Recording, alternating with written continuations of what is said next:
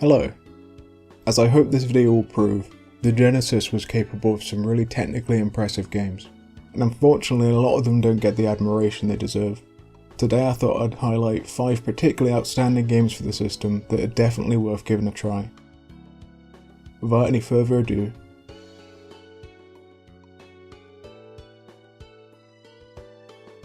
Dynamite Headdy. In Dynamite Headdy you play as a character with a detachable head which you can fling at enemies as an attack or cling onto platforms to ascend up a level. On the surface this sounds really bizarre, but for a frame of reference the game plays pretty much identically to the original Rayman for the PlayStation 1. Like, the two games are shockingly similar in terms of their core gameplay gimmick and the fact that it's rooted in the main character's detachable limbs.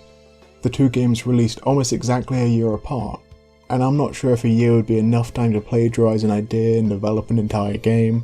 Maybe it's a coincidence, but this is such a weird premise that it's odd that in 2 years, 2 games had characters with floating body parts, which they use for platforming and attacking.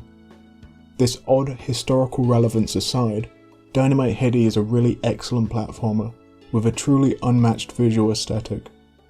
The closest approximation would be the equally as bubbly and vibrant level design of McDonald's Treasureland Adventure, which is another treasure game, but this game looks so much more abstract and bizarre, owing to its circus theming. Dynamite Headdy is easily one of the most creative and innovative games on the Genesis. Road Blasters. Distinct from other racing games in a similar style like Rad Racer or Outrun, Road Blasters has an emphasis on shooting at opponents and racking up a high score rather than simply driving to the end of a track. Road Blasters very much feels like an arcade port in that the gameplay and mission objective is very simplistic. But credit where it's due, this is a pretty flawless arcade port of a decent looking arcade game for its time.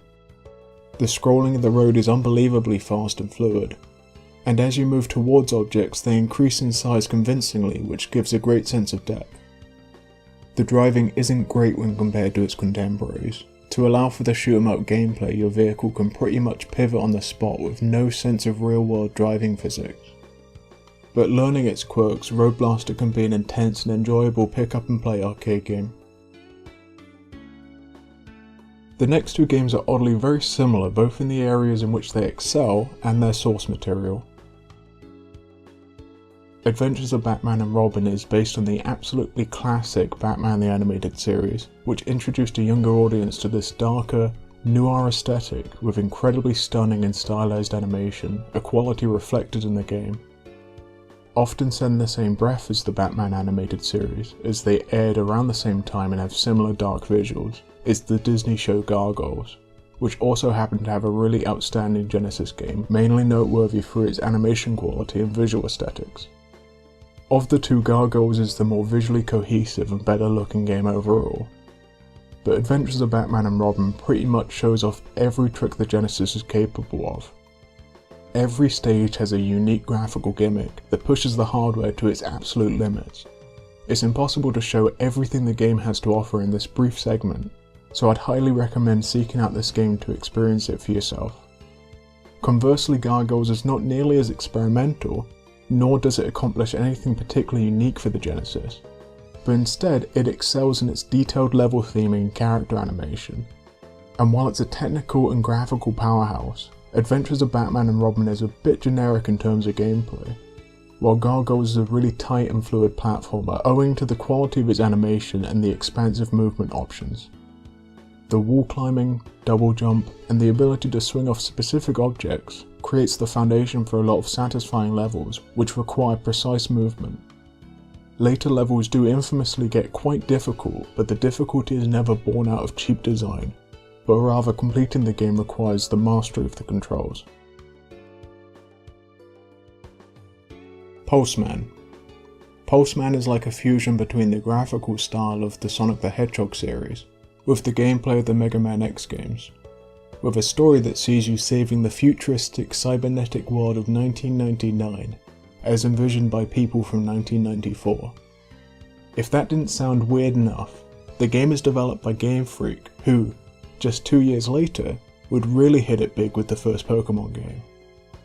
And while the company today have essentially fallen into the complacency of developing the same game for 20 years, Pulseman is emblematic of the creativity and risk-taking design philosophy of Game Freak's games during the 1990s, which would eventually lead them to that massive franchise.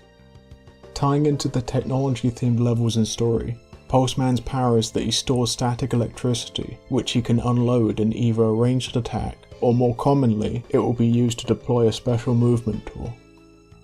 More prominent than the combat, Pulseman has an emphasis on fast level navigation, and your moveset reflects this. All of these facets combine to produce one of the most standout titles on the Genesis, which unfortunately never received the recognition it deserved due to it never receiving a physical release outside of Japan.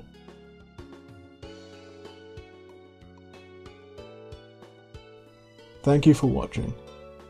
It's been a lot of fun discovering new titles for the Genesis for these last couple of videos, but my knowledge on the system is pretty lacking, so I'd appreciate some recommendations in the comments.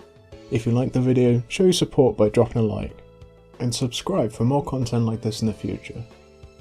Have a nice day, peace.